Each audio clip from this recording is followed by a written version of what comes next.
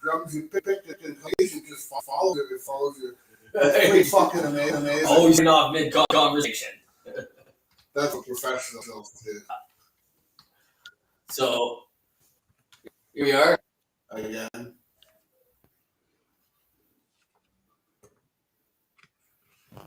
Link for the show.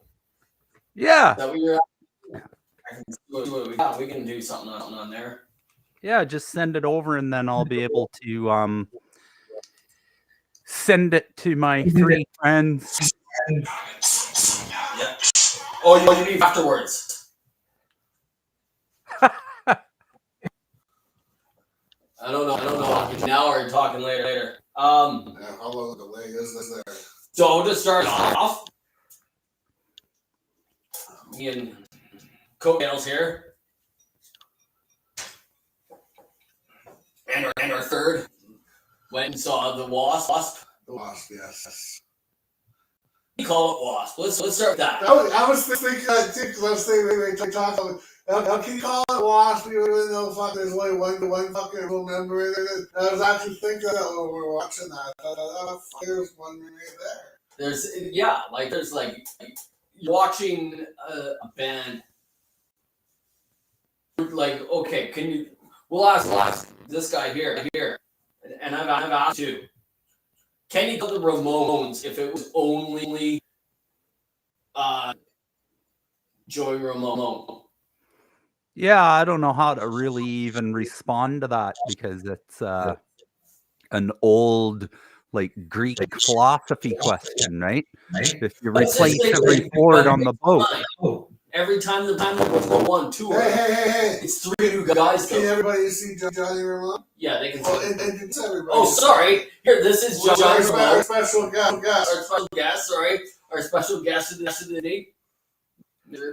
Johnny Ramone. Yeah, Johnny Ramone from the Electro Jets. Thanks for having me on the show. Yeah, thanks for having me on the show. See that we've never really had this. We don't know how to do it. We don't.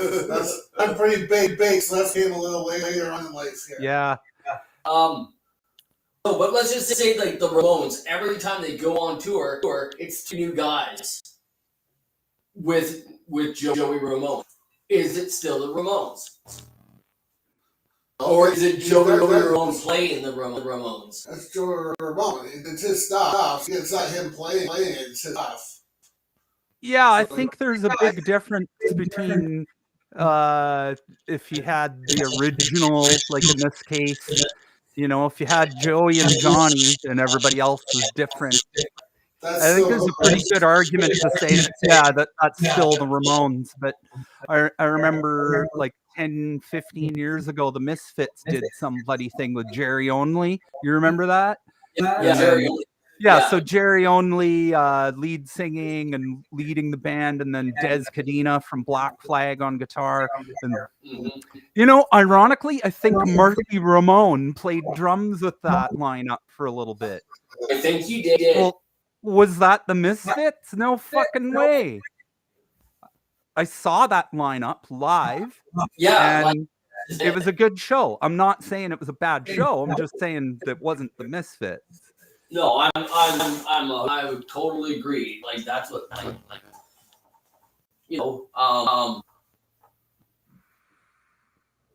But now you go up to it. Now, if we're talking to Wasp, I saw something where he tried to do something else. He wanted to be disconnected with the name Wasp, but whenever he did something, he was always. It was like he is Wasp. That's it. There's no. Yeah, no. He's connected to it. He has a certain look, has a certain style. I don't think that he owns all the rights to everything. Apparently, he a dick to everybody. He ripped them off, like Chris Holmes said. Well, yeah, you probably did the exact same saying that. Well, there's somebody in Axl's ear. Axl did it to the rest of Guns N' Roses. Was there? Yeah. Yeah, their handler. That was when into Axl's ear said, "You should get everybody to sign this because then makes you this guy." I don't think Axl came up with that shit on his own. He's not that smart. I don't think he's that smart. And Chinese democracy shows it. And he probably don't want to. He probably didn't want to. But you control all the memo. Yeah, he probably wanted some creative control, but then he takes all the rights. He owns all. So when it did the fuck when they're doing those use your illusion ones, and then you got that one where he's jumping off the fucking aircraft carrying shit. Slash was, I saw something was Slash. He was saying that fucking that around then fucking shit was going crazy. He was getting fucking more fucking. You want more bigger. He was fucking like, where the fuck? You would say, where the fuck did the aircraft carrier come from? So okay. Yeah, I remember being so fucking stoked. Like I think it was around when the fuck was that when Terminator 2 came out? Like 92? Somewhere around there. Between 91 and 92, yeah. Yeah, like I was in grade 8 or grade 9 at the time, and I remember being so fucking stoked that there was new Guns N' Roses albums coming out, and You Could Be Mine from the movie. It wasn't that bad of a song, and you had so many reasons to be all excited about it, and then you bought these two fucking. I bought tape. Okay, back then. And they just, whatever. It's my opinion. I think between the two albums, there was maybe 5 good songs, but there was 30 songs. Yeah, they were mostly on the yellow one. Mostly on number 14. Yeah, yes, yes. The second one, the yellow one, and one of them being what we talked about, the Garden. Alice Cooper. Dead Horse. I liked that one. I like the beginning of it when it's just the acoustic guitar and Axel. Believe it or not, I like that one. The whole thing I think is just all pretty it's pretty rock in one, but the other one it just seems like all the B-sides that put on that one. Yeah. Except for the movie soundtrack. The movie soundtrack one was on the blue one. Yeah, I don't know. That was a weird one. Yeah. So what's your opinion on the Wasp? I like Wasp if he comes back again. I said the same thing. I would definitely again. What was my complaint about it? Had all the fucking lights coming up at us. There was no light shining. Fuck! You know how many times I had to go like that? There was no light shining down on them. It was all shining up at us. Yeah, no, I literally. That's why there's absolutely fucking very, very little fucking pictures. Yeah, because of the fact that like light as anything shining in your face. But you're saying we said Wasp, the first band, Armored Saint. Is it Armored Saint? Because it has the singer and the original bass, and the other 3 guys were hired guns. Yeah, why they didn't do anything for me? No, they didn't. Their music was whatever. Mediocre. They're local bands. Yeah, they probably could have done with local bands or something from fucking Spitfire Black Halos. And one more thing. The other thing that really bugged me is Bucky Lawless. When he stopped singing a lot of times, he would turn the drums like he was jamming. So once in a while he got up and ran around. A lot of the time he turned around kind of like he was following the drums by watching him. He turned his back to watch the drums. I saw him turn around, but a lot. It was a lot, dude. It was like 90% show. As soon as the fucking stopped singing, he turns back to watch the drums. Okay. Put his age onto it. Yeah. Backing track. Well, this is a backing track. You think he was turning around just so maybe he wasn't actually playing for a little bit, so like a little bit of a breather? That was the whole fucking show. No, but the backing track is still going. Black Hollis isn't. No, I don't think it was. No, I don't think it was that. I think it was the backing track. But I mean, again, Wasp is a nostalgic band now. Too, right? Yeah, it's a nostalgic thing because of the fact it Because was sold out. It was such an old man show. Everybody was there. It was older as fuck. I swear there was like fucking. There was one dude in a wheelchair and 5 with canes. Yeah, I fucking. Yeah, I remember. I'll get back to you on that. I wrote some stuff down real quick while we were driving home. I got an interesting one for you. Okay, well, let's read it for my notes. You tell me your show. A joke. We need a third person. I know. Okay, go ahead. You want me to tell a joke? No, I want you to tell your story. They said you have. Oh yeah, no, it's just I wanted to know what you guys thought of this. The guy tells me he enrolled his daughter in drumming lessons over at the local Long and McQuaid. And I'm like, oh, cool. He says, yeah, the drummer is in a band called Prism. He says it to me like I should be impressed or something. And I'm like, let me tell you something about that. Probably been Yeah. about 3 or 4 drummers in Prism. that too, right? But I mean, are we not talking about a pretty bland radio rock band that washed out in 1981? Is that the Prism that I'm thinking of? That guy that does so that guy that plays drums with Prism, that's what he does. I think he's also the drummer for the Church of Roll. Right.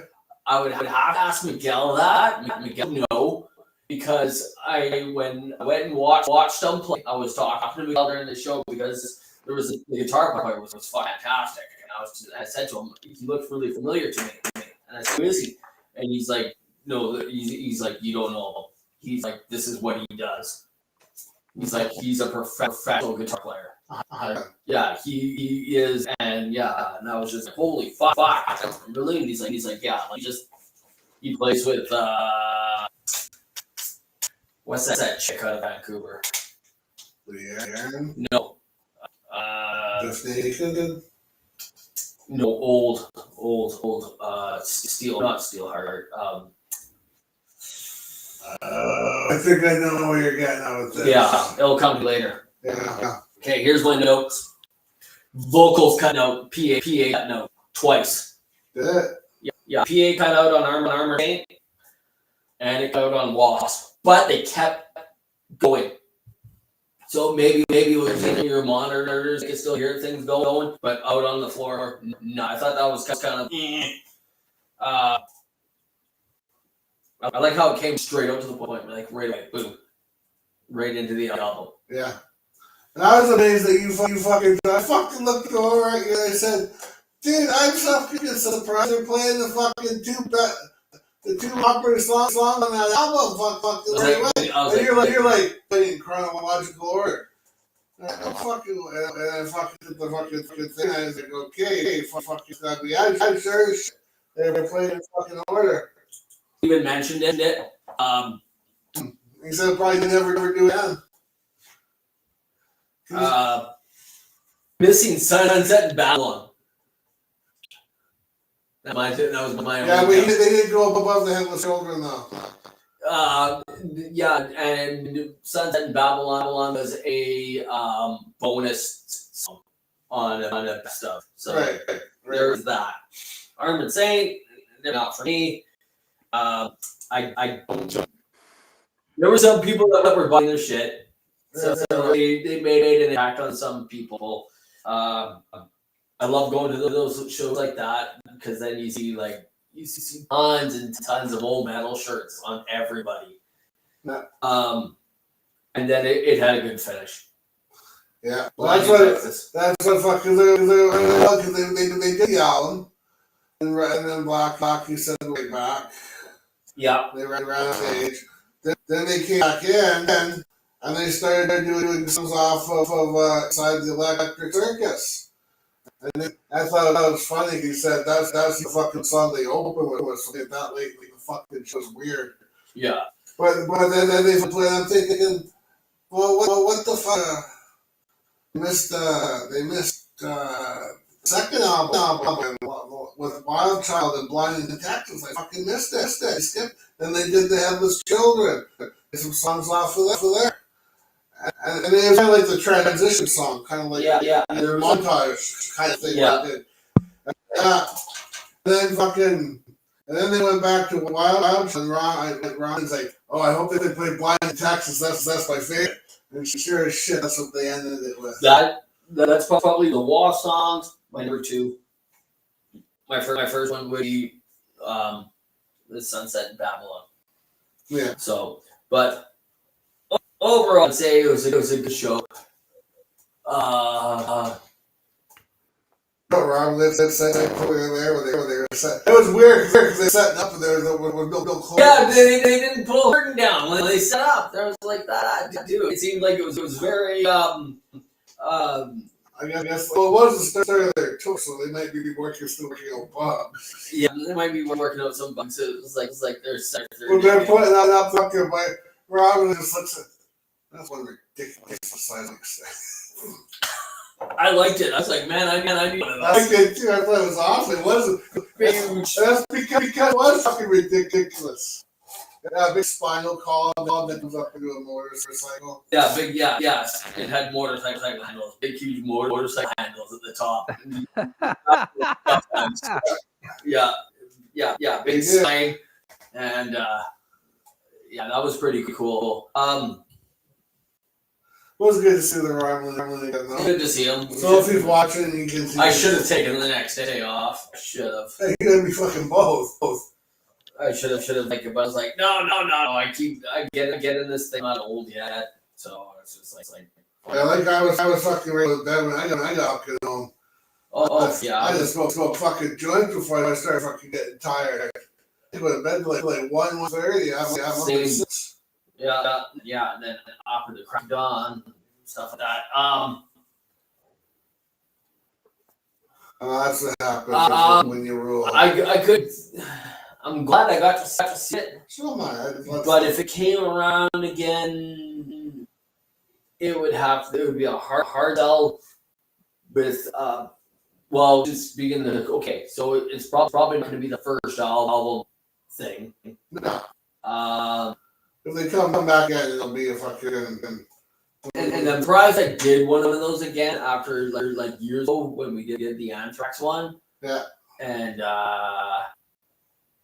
because they did theirs differently though. They did it chronological orders as well. Uh-huh. They did side A, side one, whatever you call it. They did that. Then they did a bunch of other shit.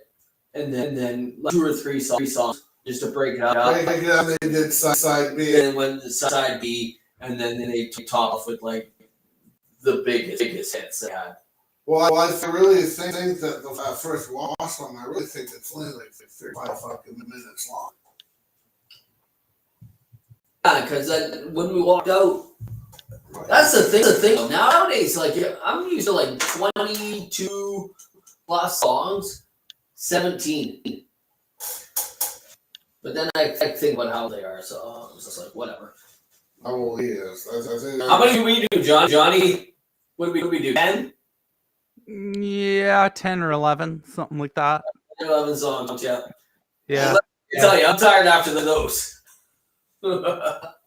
Yeah, for sure. I mean, but I'm at that. I mean, I agree with Johnny on this one. You play those 10, 11 songs, and that's it.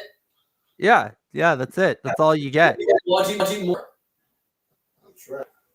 You know? You just gotta leave more. But we got a different kind of energy and stuff going on with what we do in the Electro Jets. Like I got a CD and a gig poster from this guy in town here. I think I showed it to you. He said, "Oh yeah, I play in this band," and he gave me one of his CDs, and it's got 5 songs on it, or maybe it's got 7 songs on it, and like the total running time is like 48 minutes for 7 songs, and I'm like, Electrojet songs are like less than 2 minutes usually. Like something really long for us would be 2 minutes and 32 seconds. That first never another CD. I think I only had 5 songs on. I think it was about 40 minutes. I don't even have a copy anymore. I wouldn't even be able to. I wouldn't know. I got a box of CDs. I might have one in there, but other than that, I wouldn't know where one fat cock is. I would say it's probably. I would say average those songs were 45 minutes long. They were long. So there are 5, 6 songs on there. There were 5. Okay, it's Broken, Frustrated, Dirty Mind, Silence and Served. Broken, Frustrated, the other one. And the other one. Other than at the end. At the end. Broken and Frustrated. Yeah. What the fuck is the other one? I only have those 2 kids. That was 5. No, yeah, the other one. But the other one. You can't think of the other one. So Broken, Frustrated. Fuck me. we talked about it. What was it? What would you say was a good and bad show? What was your best show you've seen so far? You went down to one of the best pub bowlings. Yeah, it was good. I looked really at the lineups they have now. Native Ground. Native Ground. That's the fucking. I always got those 2 fucking. Yeah, so there's on there. What? So in all the years, and I know what one of your top shows is going to be. What would you say is one of your best shows? Yeah, you can probably guess 2 or 3 of them for sure. I'm going to guess the Ramones where you worked it. Yeah. You asked me to, so I wrote them down. I guess you can't see that, but yeah, there's the 3. Forgotten Rebels, Ramones, and Sloppy Seconds and Punk Rock Bowling. Those are the 3. Those are the 3. Yeah, the Ramones, 1993. I was a teenager, and I volunteered to work at one of their shows, doing some job, and found myself backstage. I got to meet all the guys. I got a signed pizza box, and pretty epic story. And another really cool show. I didn't play in this one either, but I had a part in it. Was the Forgotten Rebels decided to leave Hamilton for the first time in fucking like 20 years. And they played at SBC in downtown Vancouver there. And what I did was I reached out to them, and at that time I did something similar to what you guys are doing. I had a little podcast, and I would interview bands and stuff like that. It was called Hitting the Bottle with Johnny Forgotten. And so I had Mickey DeSadist and all those guys on my show. And then he says to me, "So are you coming to the show tonight, and we want you to introduce the band?" And I was like, "What?" So that was pretty legit. And so I never thought in a million years I'd find myself driving around downtown Vancouver with Mickey DeSadist, looking for a hot dog at 2 a.m, because that was the mission he was on. Yeah, it was pretty crazy. And then, of course, Las Vegas Punk Rock Bowling. My wife and I had a kid in the house together, so we decided maybe it was time to get married. And so we decided we were going to do that at Punk Rock Bowling, and that's exactly what we did. And I wound up seeing Sloppy Seconds twice during the time that I was there, and both times were at these small little shows with like 200 or 300 people. So it was really, really cool. And, that segues into probably why I think Aaron was wanting to have me on the show, was to talk about that song that we did. Yeah, no. So we have, it is finished. I tried to send it to you. It wasn't working. No. That's why I was asking for shareable. Of it. And so and it came into a waveform. I was trying to switch it to an M3, trying to send it off to this guy. It wasn't working. and I'm trying to. That's what you're trying to do. And Yeah, I was trying to do the version of it. I haven't played the two back. Yeah. But the final cut is and I'm gonna Johnny will like laugh at me for that. I'm gonna take some credit for it. No, I'm not laughing. I like to kick Johnny's ass once in a while, and for some reason I'm the only that's been able to do it. I don't know why. It just is. But I went in and we changed a lot. We changed a lot of nuances. Yeah. And so I went in, and it came down to the nuances came in on the back vocals, and we're doing it one way, and then I'll say, hey, let's try and do it this way. We spent hours and hours just trying to get the back vocals right, and then I said, no. Let me do here and here and here. And he's like, oh, I don't know. And I'm like, let's just try it. And it worked. And it was like, you know, as the self-proclaimed musicist I am, and I know what's gonna work. You know, but sometimes you just need that chance to make it work too. And the final I think is great. Listen to it a couple times. Yeah. No, it turned out really well. And, you know, you bring up an important fact if you said that we're spending hours and hours on it. What folks need to understand is we were spending hours and hours on like less than a minute's worth of backup vocals. Hours. Right? Hours on the bass, hours on the guitar, hours on the drums. The drums wasn't even a part. But I know it was hours of putting drums. I remember those. You fucking. You know too. You've recorded it a few times. You got three albums out. Watch it, and I fucking every. You got the Spanish Fly. You have Never Another, and I in your blood. So you know what it takes. And John's the same way. Because Todd, time he'd screw up, he wouldn't want to be counted out. He started over from the beginning. Yeah. And Johnny was recording, and he is the exact same way as Wayne. Oh yeah. It's like picky and well. The Electro said at the end of the day, bottom line, Electrojets is his thing. Yeah. I'm just a hired guy. I know it. I don't know if I'd go that far after what has it been 5-6 years now. Yeah. Like you've been with the band for 5 or 6 years now. Me and Glenn started this. Actually, it's interesting. It'll be our 10-year anniversary next year.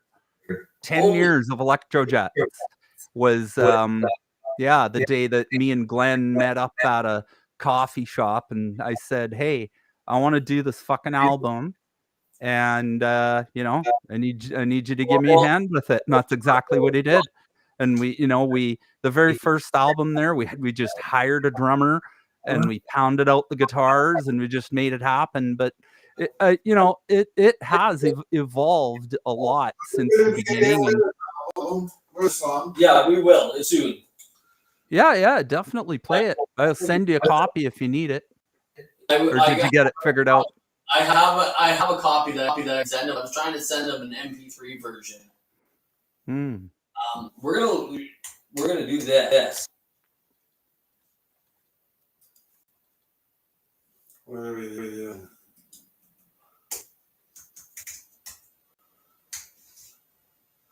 Dude, I text the other day. I fucking ripped that. I was sitting there watching YouTube. And what was that you sent me again? I can't remember what you sent me. What was it? He's sending me. She's like the hottest chicken rock. Fuck me. Yeah, like all of a sudden, a random moment in the middle of the night, he's sending this message about some fucking chick metal band saying, "This is the hottest chick ever." Oh yeah. Oh fuck yeah. We're gonna show then, And then I want you to tell the story of this afterwards because I heard this. Yeah. Oh, we're gonna share this.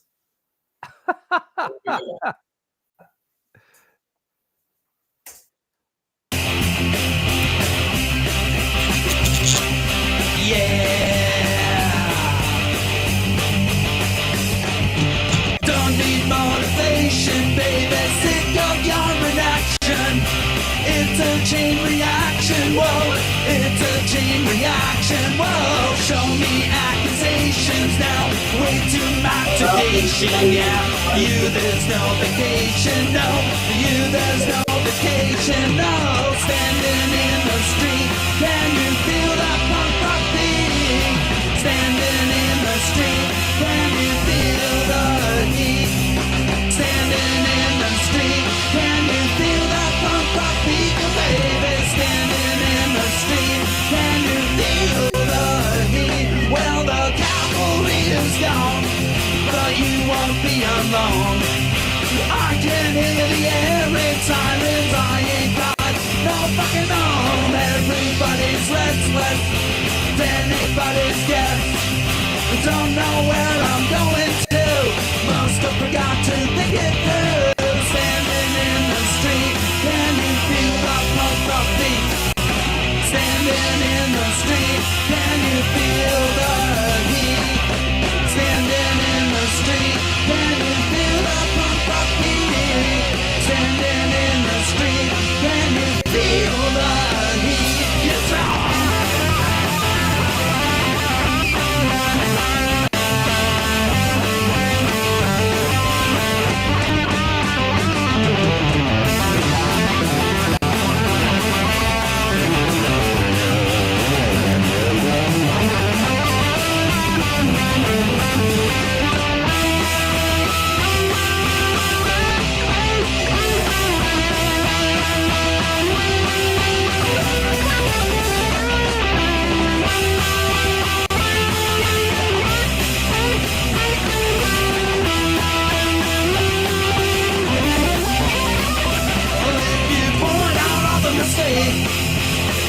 everything I hate. At the bottom of the bottle, everything is clear. People say things I don't wanna hear. Don't need motivation, baby. Sick of your inaction, yeah. She's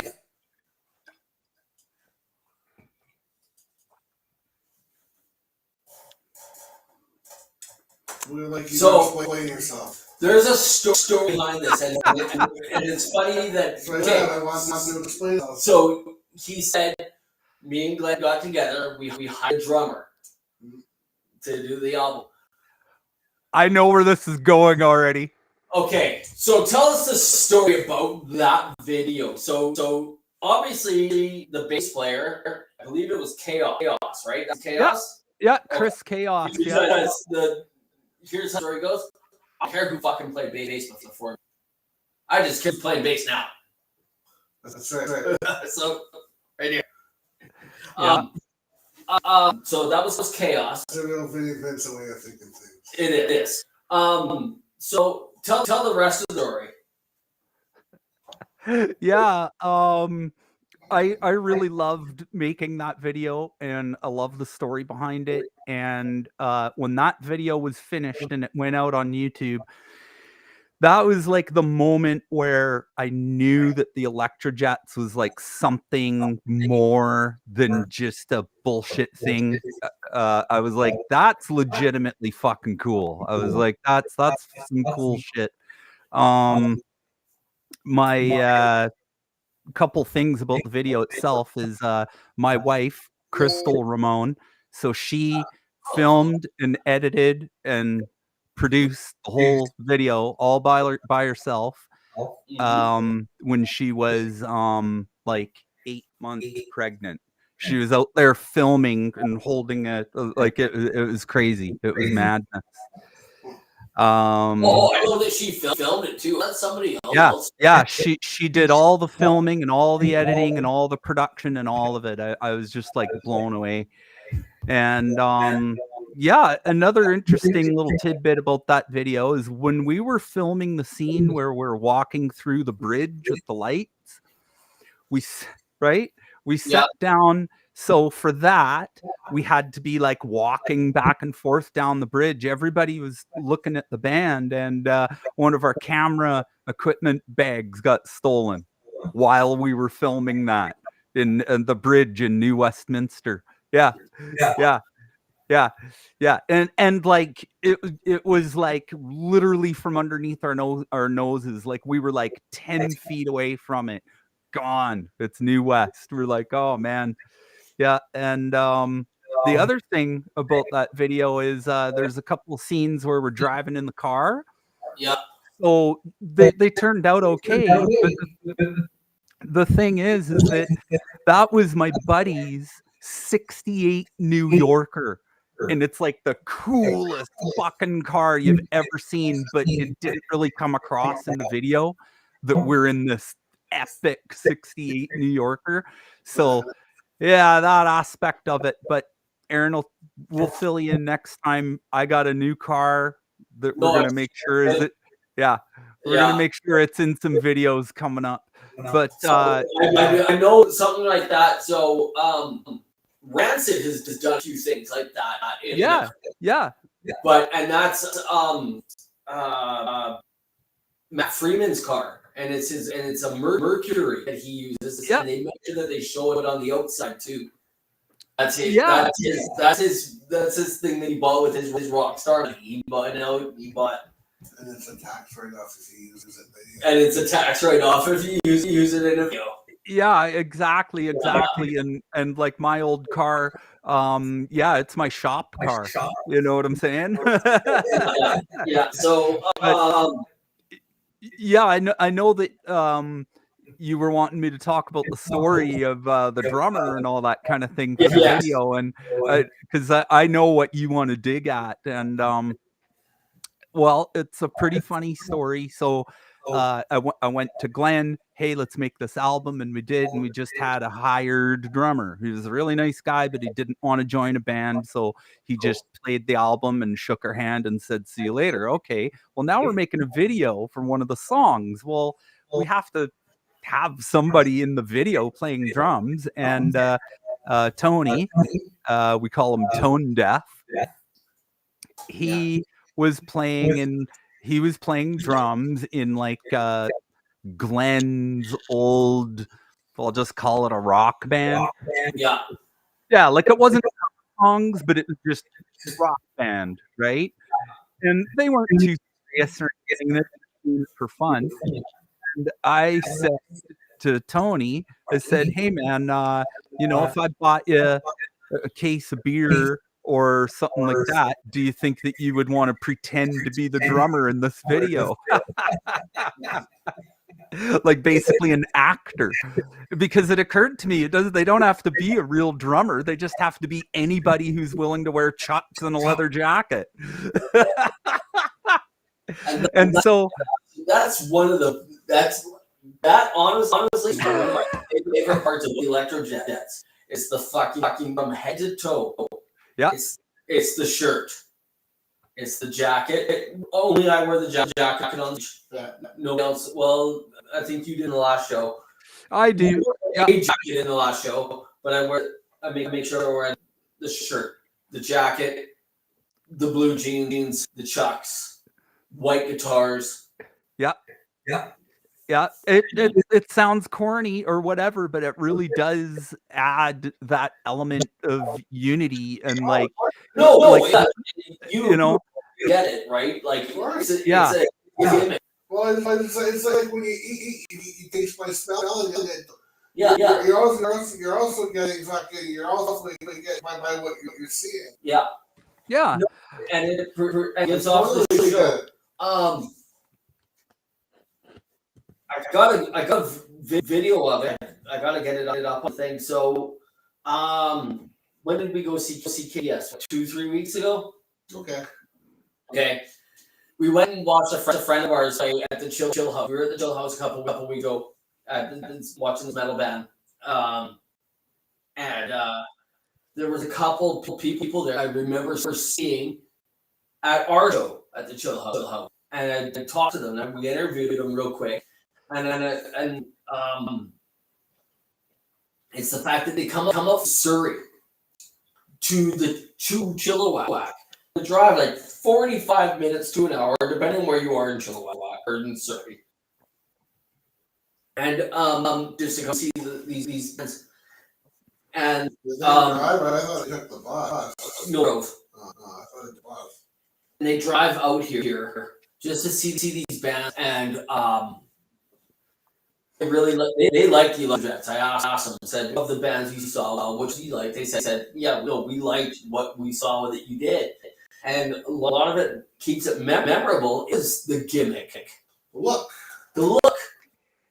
You know, The other 1972, 1973, New York, you go to a band called Kiss. yeah, you're gonna know a band when you see one. Until they put the makeup on. You see them put makeup on and a couple flash bombs. Yeah, you're gonna remember something. You gotta give them some time to remember. Well, the other day I was driving home past the high school, and I saw this group of like 16 or 17-year-old guys, and 2 or 3 of them had guitars, like back like gig bags, and the look of them. So it was like about 4 or 5 of these young guys. They all had black jeans, fucking like long hair, jackets with like a couple of patches and stuff. And I was like, those guys look like a band. They look like a band, and I don't even know who they are or anything, but they look like a band. They look like a band. I don't know if they have it here, but my brother teaches in Maple Ridge Secondary, and he told me they actually have a fucking class called Rock Band, where kids get together and they write their own music and record and shit. Could you imagine if they had that in our day? I don't I know. I could be in school every fucking day. Oh, fuck yeah! I would be in class even if I wasn't in that class. Exactly. No, fuck. When I was in high school, the teachers used to tell me that playing in a band and wearing a leather jacket was going to end me up in jail. Yeah, That's what I was.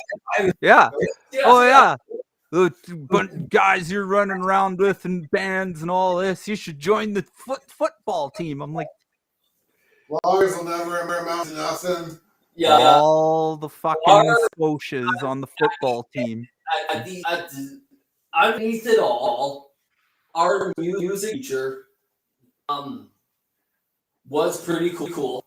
Summers. Underneath all, but at the same time, back when we went to high school, you couldn't teach the shit. It wasn't in the curriculum that you could do this stuff.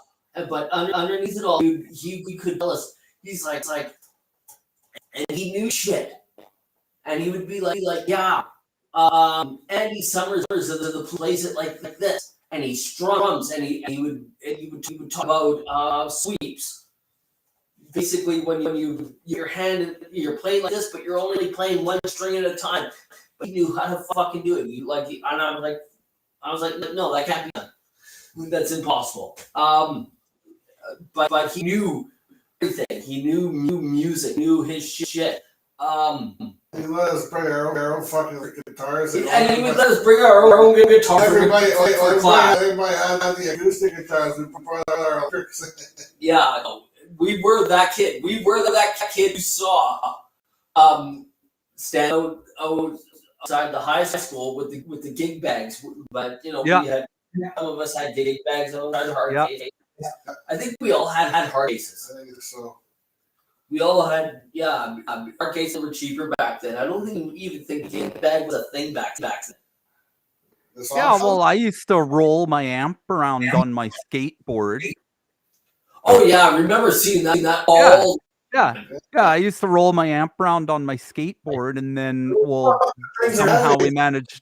Yeah, then one day we got 2 amps. Well, now what are we gonna fucking do? And we stole a shopping cart to wheel them around in, because we didn't drive. We're 15, 16, whatever. That's what we did, right?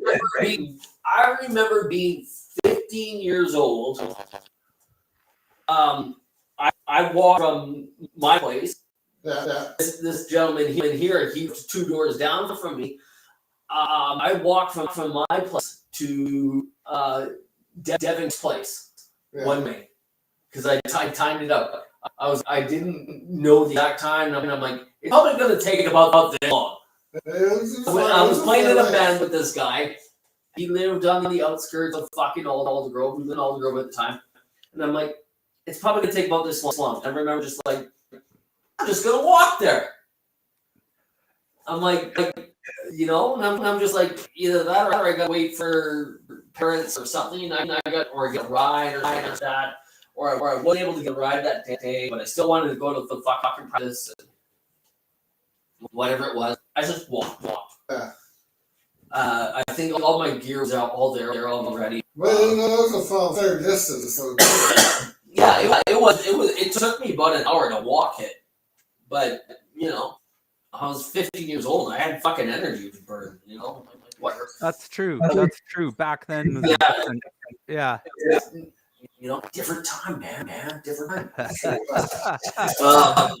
Oh, you got to keep in mind that when I was doing that, my very first like real gig was at a bar in downtown Calgary when I was 16 years old, and was 16. And, you know, we took the fucking buses and shit to get down there carrying our amps. And, you know, we played and people thought it was okay or whatever. And then we find out, well, holy fuck, we're actually getting paid. And the payment was 2 jugs of beer. Yeah, I remember that. I remember we fucked the beer. Yeah. We played the fucking Yeah. beer on the go and supposed to give you beer all fucking night. Yeah, but like keep in mind, like we were 3 16-year-old kids who had school in the morning. And here's 2 jugs of beer, guys. Okay. Yeah. Did you play? Or were you just watching? Like I played my first show. I was 6 because I know that I drove to it at the Myrtle Hall in remember that one. I didn't play it at the time. I was playing guitar, but I was singing in a band. It was called Black Horizon. And That was Devin's, wasn't it? yeah, that was Devin's band with Glenn When you put and Robin's back. yeah, Glenn and fuck that blonde haired guy, and Ben played bass in the band, but Ben was covering bass in the band, and Devin, yeah, so Devin, Glenn, the blonde guy, Ben, and myself, and I sang. We did 2 covers and 4 originals, I think. And I was 16 years old. I thought it was fucking awesome. You know, we were playing this hall show to like 215 people. Yeah. It was great. It was fucking awesome. It sells out. You know, things like that. I saw pictures. It was selling out. I saw pictures of Amnesia playing upstairs at the Chills on the weekend. I was on the weekend, so I didn't get to go. They're basically Johnny knows who they are. The guys. They basically work at Longman Gate. Yeah. Out in Chilliwack. We saw them at the Vineyard that night. We saw their first two or songs. So me and Chris saw this band Amnesia, the guy got Long McQuaid. Watched their first 2 or 3 songs, and then left, and we went next door to the strippers out in Chilliwack here. Oh. And then you started smoking a joint with the moms for the kids in the band. I was supposed to smoke a joint. The moms came up. They're fucking wondering if they're smoking one with them. Took it in my hand. Oh, I probably should. Fucking toke back.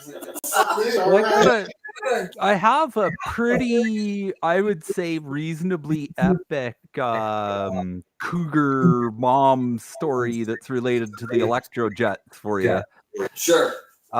We played a show down at Lana Lou's one time, And after the show, this young woman comes over, and no, correction, it was this kind of an older lady, like maybe early 50s, and she came over to me and Glenn, and she says, "Yeah, I got someone over at my table here who really likes you and would love to talk to you and buy you a drink and stuff."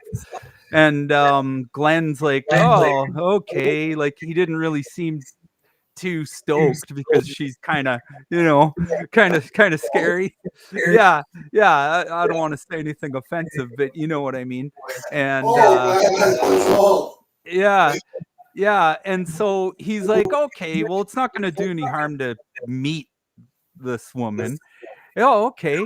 And fuck me and Glenn hit the floor. She came back with her daughter. The daughter. She brought her daughter back. Yeah. We still talk about it to this day. It's like, no. We talked about it on this show. Yeah. About a year ago. Remember when we were? This is to collaborate with my story. When I went to that show at the what was the pub that we went and watched that crap brewery place? We went and watched a couple. Was that the Bricklayer? Yes, it was. This is to collaborate with my story. We're at the Bricklayer. We're watching this band. So he wants to go outside and he wants to do this vape thing, whatever. So we're outside. Mrs. Aaron says the girls were hitting on us as I tell the story. And I think he does too. And they went up to us and they're like, "Is that not the greatest band you've ever seen?" And I was just like, no, it wasn't. And she's like, yeah. And she's like, "If you say it one more time, I'm going to leave." And I was like, "No. That was the worst band I've ever seen in my entire life." And she's like, "I'm gonna leave." I'm like, I look this way and I'm like, "Well, that way's clear," and that way's clear. Yeah. Oh yeah. I'll corroborate everything he's saying. I was like, "Oh fuck, this is epic."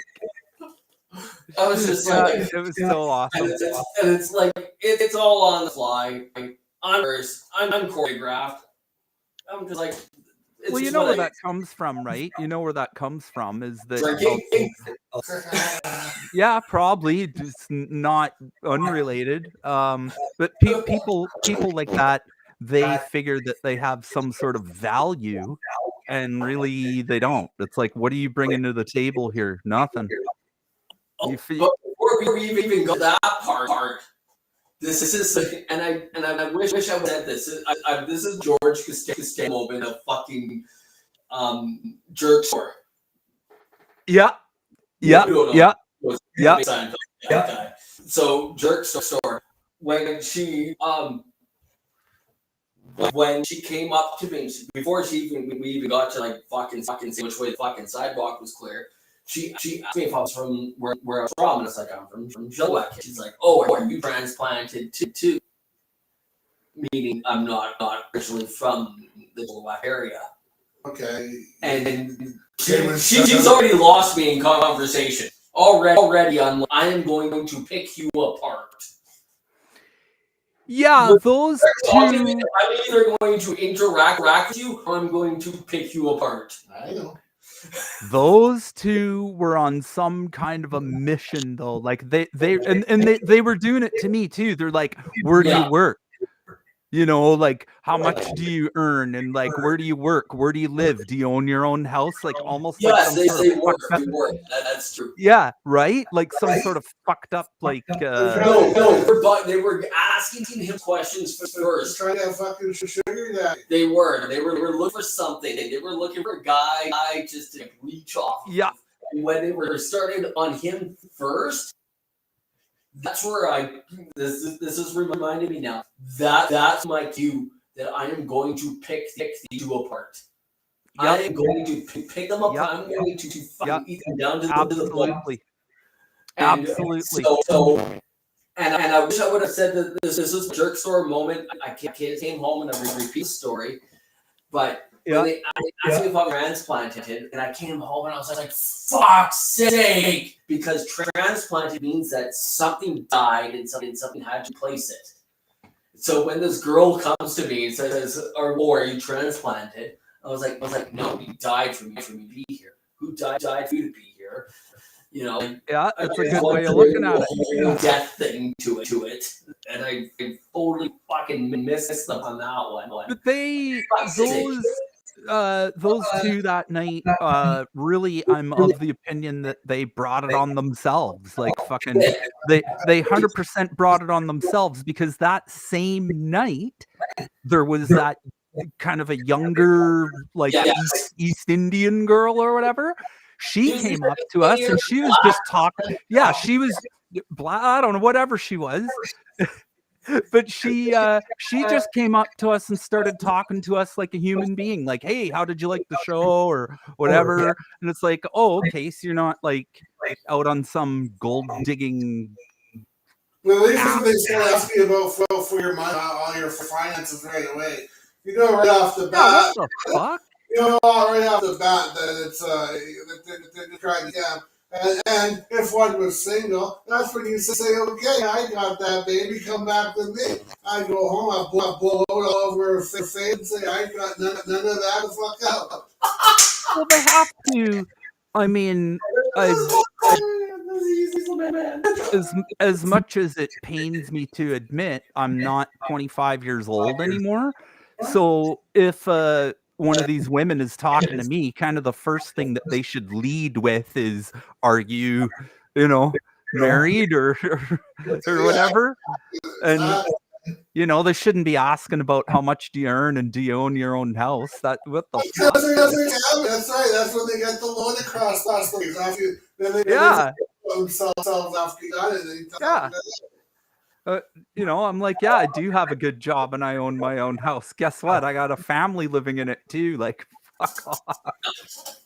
That reminded me. That's exactly it. When I've told the story before, I've forgotten about that part. That was the part that said that. This is now going to be a game of cat and mouse. I'm that, you're the mouse, and this is going to take a while. Yeah. Well, see, they were thinking that you were just like, "Oh, you'll do anything to get them to stick around." I'll do anything with this young girl. Like, I'm like, yeah, I'm 50 years old, and you're like 26, and I'm going to do anything for you. No, that's not how it works. I don't even care if I was single at the time. I probably would have done the same thing, and you know what you're saying? Ain't that fucking hot? And they'll fucking you'll come on their high horse and you'll have them all ready to sit on your fucking face. I've done that one before too. On their face and kick them out. I've done that one before too, where they're like, "Hey, buddy, I saw you looking at my girlfriend. Hey, don't worry, I don't think that much of your girlfriend. She ain't all that. Don't worry." Glenn is like that too. He doesn't mix anything around or anything like that. He's straight to the point. Like, Glenn is a straight shooter. Yeah, exactly. Yeah. Because speaking of Mrs. Aaron, I've said we've about certain friends of hers. I'm like, about Glenn, and then we're like, well. Here's the thing. It would be fine as long as all of the values and all that stuff was like basically fucking. You can't be even a little bit off. You got to be fucking exact. No, Glenn's got to be exact. Yeah. Not like us, fucking pussies. We're malleable, right? I'm just fucking around. No. So we talked about the good shows. Have you ever been to a bad show? Yeah, definitely. What would you say is what would you say, just off the top of your head, what's a bad show you've been to? Big show or a little show? Either or. either or. First thing that comes to mind would be that Rancid and Dropkick Murphys show that I was at Thunderbird Stadium or whatever. Which Was is that, like was that the first one or the second one? Or do you even know? No. 2017. And yes, they did play on a Saturday and a Sunday, I think, or something. I think I saw the first show. What year did he say it was? 2017, that would have been. And you know, I love Rancid. I think they actually probably played an okay show. It was just that me and Glenn went to that Okay, show that together. was the first one. That was the first.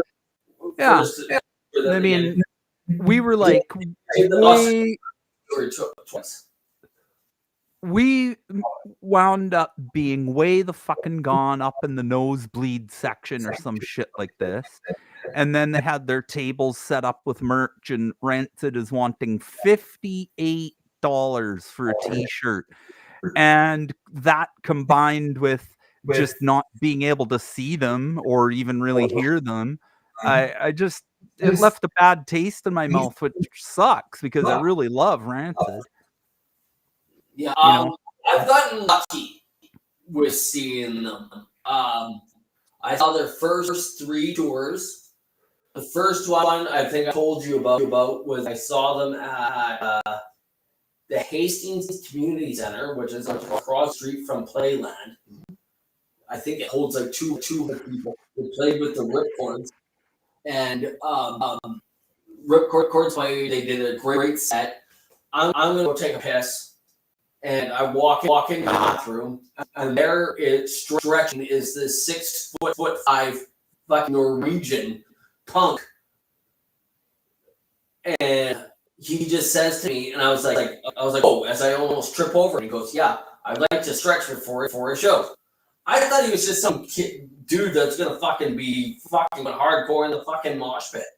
No, it's fucking Liz Fredson. Yeah. I'm like, what the? And I didn't even know that. To the day, I thought I even now, even then, or not now, even then, and I just thought it's just going to be this. They're not going to be the entity that they became now. But I was just like, whatever. And then all of a sudden they start playing, and I was like, holy fuck, that was the fucking that I was tripped over around the fucking bathroom. You know, and to come to what they are now, and how they're all branching out, into all their other things and everything like that. It was a pretty cool moment that I can talk about. You know, things like that. I have some other stories. They're all hearsay, and can. Yeah. Yeah. No, I respect the person on the other end of it.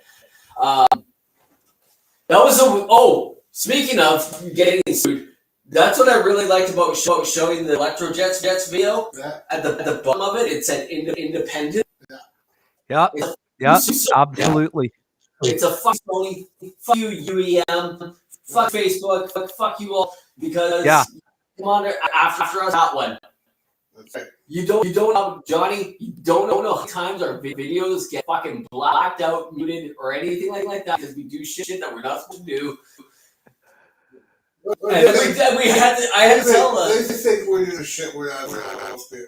We put anything on with music and they shut us down. We think we own that. No, you fucking don't. No, you don't. You know who fucking owns music? The fucking people own the music. The ones who bought it. The ones that bought it. The ones that have bought it 4 fucking times. That's why I said, it's sad how it got canceled. Like Bad Religion's tour got canceled. There was a cancer or something involved in them canceling the tour. That's the bad reason, though. That's the bad part of it. The other part was the fact they were charging $200 the fucking ticket for the concert.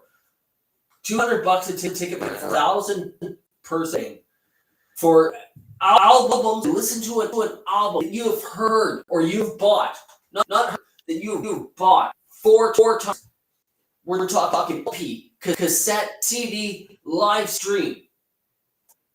You have paid for that fucking album fucking times. Do you not support that bullshit? Okay, now I know really this. Get rid of it. Why are they charging $200 a ticket? Because they can. Yes. And that's why they do it. If nobody got tickets at $200, they wouldn't be selling $200. You do the same. I would fucking call I would decide of Lemmy. You get as much. No, I think I at that point I would go side of Lemmy. Where at the end of Lemmy's tour, or his lifespan of his, and he still shows 6 months until the day he died. He was charging $35 a ticket, and Yeah, people, that's true. That's true. yeah, and they asked, why are you doing this? And he goes, I've made my money. I don't need to. I'm doing it for the love of it. That's right. He knew at the end of fucking Lemmy's time, he knew that he already made his money. He already knew that he's done it all. And he knew that he'd sold his albums 4 times on minimum. That's not even counting all the times that your car got broken into and your fucking music got stolen. And then you go buy it fucking again. And then you went and bought it again because you really loved Ace of Spades. That's right. You know, like, fuck's sake. I'm so serious. Like, fuck you, bad religion. Fuck you, Yeah. $200 fucking ticket. Well, you know, and people get wrapped up There's with every fucking kid. There is. Don't support that shit. Of course there is. But seriously, that's your job. You're gonna charge as much as you fucking can. I know the other side of it because that dude that you're talking about, I know you are, who taught how to fucking walk in a room. And I here knows it too. When you walk into a room, you know I've walked into that room. That's just the way that it is. I learned that in 1993. It was. I learned how to fucking walk into a fucking room. When I watched Gene Simmons walk into a fucking room, and then there was an aura about him, and I was just like, that's what I had to do. That's right. I need a theme song. There's got to be a theme. Yeah, if there's fucking to go along with it, that yeah, for sure. I would say that. Like every time I go into Walmart, I kind of sit there and I just think of the game, and I got Triple H going into the fucking Time to play the game. Every time I go into the fucking Walmart, I'm like, oh my Christ. Well, that's Motorhead, right? So that's what I mean. Like, yeah, Gene Simmons. Rock and roll is about how much money you can make and how fast you can make it. Right. There'll be a time when you won't be able to make it anymore. No, that's true. And you don't want to go flip a fucking birds. And that's just it. If you're in that, if you get into that ground level and you're fucking out of the chute and you're making that money, yeah, you gotta make quick. Well, I like to draw the analogy between like hot rodding, for example. So you take these kids these days with their Honda Civics and they put a spoiler on them and a bunch of stickers and all that. None of that stuff makes them go faster, right? No, it doesn't. And so you pointed out in the video, big bold letters that just say, what's the record company? Well, independent. And the reason for that was even I was tempted to just put like even a fake record label name. I was tempted, but then it occurred to me, I'm like, no, fucking, we made this all 100% ourselves. My wife made the video. I'm not gonna fucking call it something that it's not. It's independent. We made it in our fucking apartment in New Westminster. Fuck you. And our budget was zero. We spent nothing. The video cost us $0. Yeah. No, that's right? Exactly it. No, and but we're at that point now in our lifespan, and even when the video came out, we've made money. We've done our thing. We're playing now. Now I play the fucking fun of it. I love to play live. Well, you need both by I love playing the Canada Day show we did out in Abbotsford. Yeah, Where I had my wireless. I got up and I was singing the songs. I got right to the short little blonde guy's face that we're not a fucking name Barney. And I got right up into his face and I was fucking singing a song and I got right back on stage. I wish I could have done it at the Chill House. I couldn't. The place was packed. When we went and watched, so I don't know if I told you about when we watched this metal band play last couple weeks ago. Sure. No, I went to Johnny when we went. And, a couple weeks ago, sure.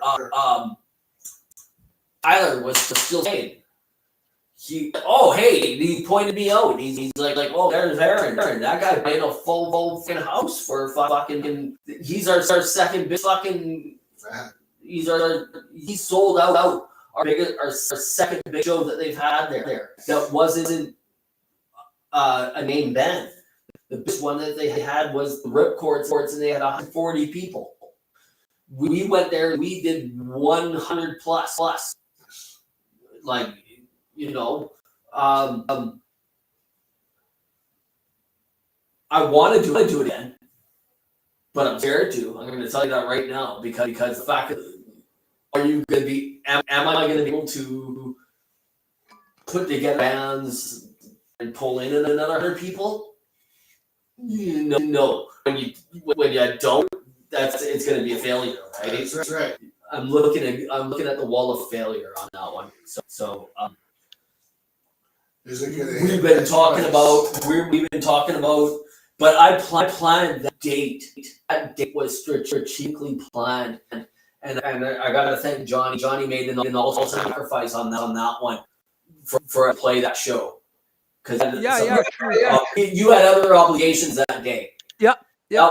But I strategically planned, and we had a miscommunication on it.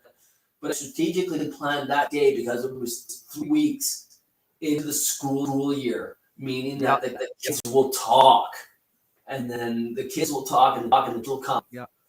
And because like, hey, we're all back to school in. I haven't seen you in 2 months because not everybody sees everybody, and it worked perfectly. It was strategically planned, and we talking. Me and Johnny talked a couple times about doing another one there in the springtime, somewhere around the spring break area. And I'm like, do we do it before the spring break? Do we do it after the spring break? Like, yeah, it is really important to.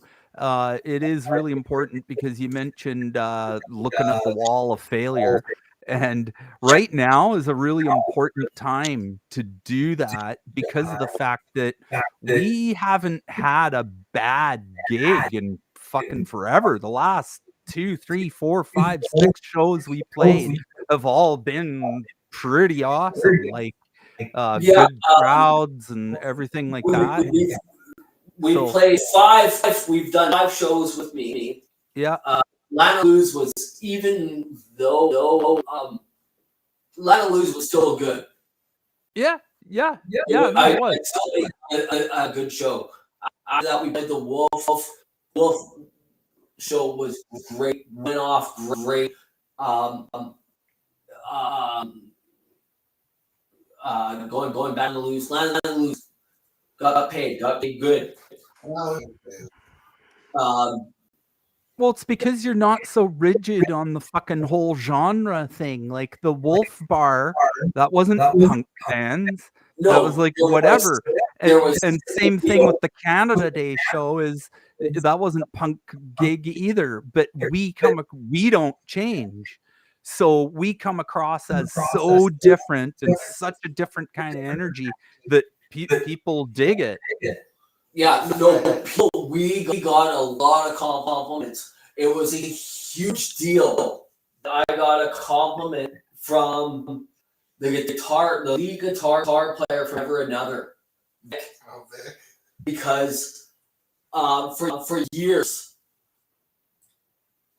when Never Another played before, they would come to me right after the show and they would say, how was it? And I would be brutally honest, and I would say, well, you didn't play your best show. I saw you a couple months ago here. I saw you better than ever. Oh no, you were really good. This was good. This was good. This was good. I would be brutally honest with these guys. This guy right here, he played with them back then, and I would be brutally honest. And I was be like, well, sound was off, so I couldn't really make anything out. But your stage presence was up. You know, guy here. Even whatever music he's playing, he went to the same school I did. You gotta put on a show. You got to. And this guy here on the screen, he tells me that I have to put on a show. Yeah, you do. You do. That's true. why the last couple shows we've gotten away from doing the intermission thing that we do, where Johnny picks up his guitar, he plays the second half, to at the Canada Day show where we did and I did the fucking Rick Rude, where I said, let me take my fucking jacket off and show what a real bass player fucking looks like. And I'm looking right at you, who also plays bass. And well, for this bass players have a hard job. Not only do we have to bang on and glue the guitars and the fucking drums together, but we all gotta carry the fucking band by putting on the show. That's right. Yeah. The guitar player can show you all the fucking talent he wants. He can noodle his fingers till they fucking bleed. But if you can't fucking move that fucking stage around and fucking make it your pitch, it ain't working. That's it. Yeah, so I did the Rick Rude where I said, let me take my jacket off. At the Jill House, you missed it. You were a little under the weather that day. Yes. That one I did. Who here came to see Stolen Goods? Who here came to see the Tarlex? Who here came to see just the Grid? They all got the old rah, rah, rah. And then I said at the end, who here came to see me? And the fucking crowd went crazy. And it was just because I said, was it for me in particular? No, but I knew how to fucking do it. I knew what to say to these people, and they fucking pop. And it fucking fed ego, which is Break's rule number 1. Don't feed Aaron's ego, Aaron feeds Aaron's ego. So I just decided to share a picture with you there. That's just because, whatever. There's me and the lead singer from Sloppy Seconds down at that punk rock bowling show that you're talking about. Yeah, I did. Oh, that's awesome that you were able to share it. That's awesome. Yeah. I wasn't sure if I had the technology. There's the singer. I don't know how to make this bigger. Oh, whoa. There it goes. There's Johnny, and there's the singer of Sloppy Seconds. There we are. Yeah, and that's the record that I got him to sign and whatever. So the song. So to get back to that, the song that I tried to send you on the weekend was what do you call it? Well, I mean, it's a cover of a Sloppy Seconds song because we were invited to appear on a tribute CD. Yeah, so it's you call it a cover, or if you a version of. I don't know. We're gonna be on a tribute album. No, and it's a lot better than. It's more like Activity in Black than it is fucking Kiss My Ass. It's more closer to whatever. It's more closer to the song than it is farther. Okay. Yeah, that's fair. Yeah. And I'll have to. I got two versions. I can send. Like there's the original version, and before I stepped in and did some backing vocals on it. But I really think having the dynamic of Michael's with him. And then big time. I gotta give props to this guy right here, saying that he actually said at one point, "I wish we could do you doing the whole song, but we don't have the time. We were running out of time to get this fucking song."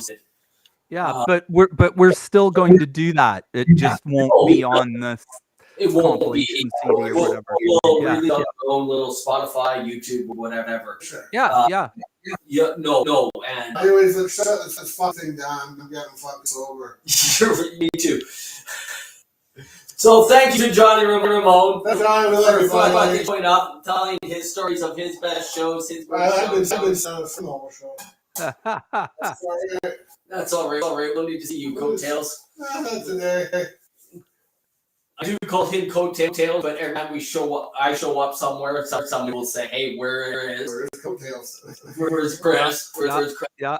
But for the most part, I come up with the subject of the show 90% of the time. Yeah, no, that's fair.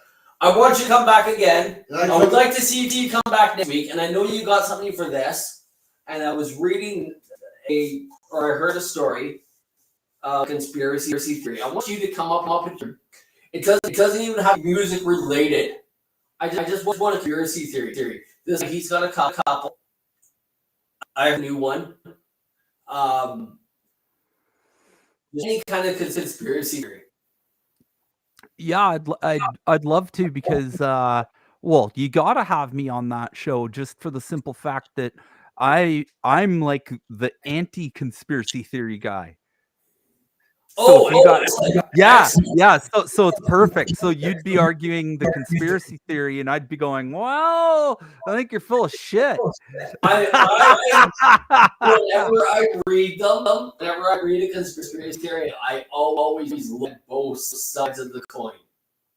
Just I remember, always- most conspiracy theories do have a grain of truth to them.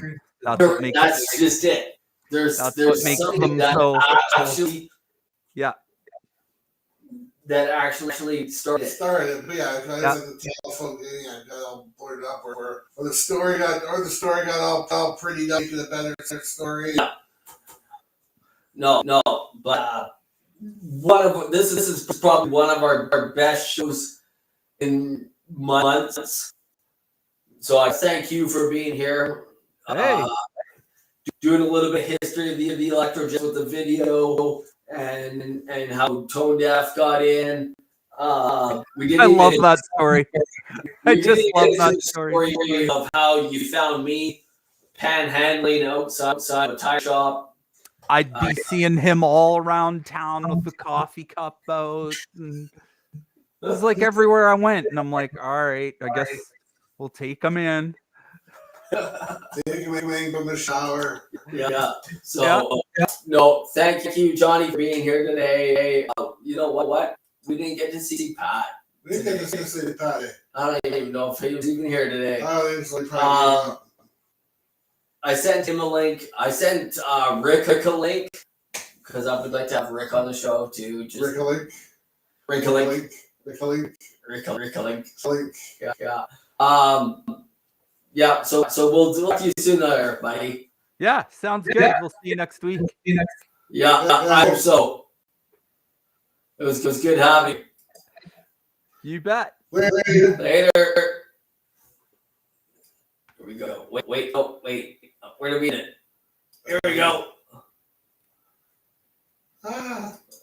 No. This is how we say push the button. Yeah, we need to push the buttons. I can actually see the screen here.